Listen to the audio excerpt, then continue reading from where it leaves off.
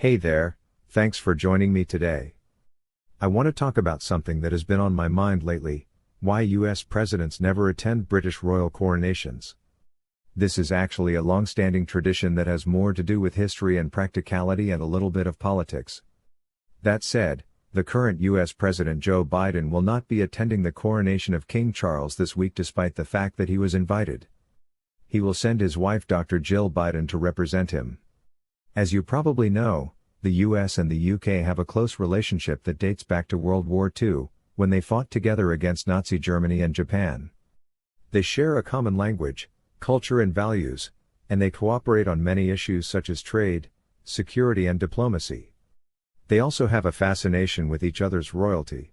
Americans love to watch British shows like The Crown and Downton Abbey, and Brits are obsessed with American celebrities like Meghan Markle and Oprah Winfrey. But despite this mutual admiration, no US president has ever attended a British royal coronation. The last one was in 1953, when Queen Elizabeth II was crowned at Westminster Abbey. President Dwight Eisenhower sent a delegation instead of going himself, and he later hosted the Queen at the White House for a state banquet. The same thing happened in 1937, when King George VI was crowned. President Franklin Roosevelt sent his wife Eleanor and his son James to represent him. So why do US presidents skip this important event? Well, there are several reasons. One is that coronations are very rare; they only happen when a monarch dies or abdicates, which doesn't happen very often. The last one was almost 70 years ago, and the next one will be when King Charles III succeeds his mother. But let's stop beating about the bush and go on to the real reason why US presidents don't or won't attend the coronation of a British monarch. A coronation represents the continuity of the British king or queen as a head of state.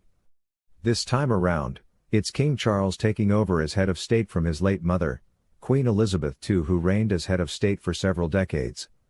The United States was once a part of the British Empire, and all Americans back then were subjects of the king, paying allegiance and taxes to the British king until they decided they wanted to become independent.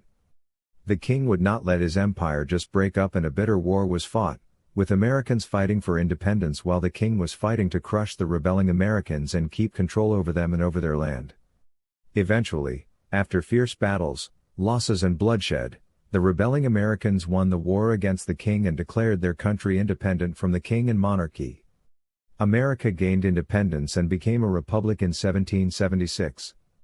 Therefore, it would be a contradiction for an American president then to attend a coronation of a British king, as then it would be hugely symbolic and interpreted in different ways. Some may interpret it as the president accepting to become a subject of the king, and it'd cause uproar among some people in America who are fiercely American and hold anti-monarchy views. Even some people in countries like Australia and New Zealand are agitating to cut the ties from the British monarchy and become republics. Therefore, it'd be totally strange for any American president then to be seen singing the oath of allegiance at a British king's coronation.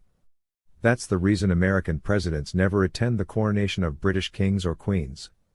That's all for today, folks. Thanks for joining me today.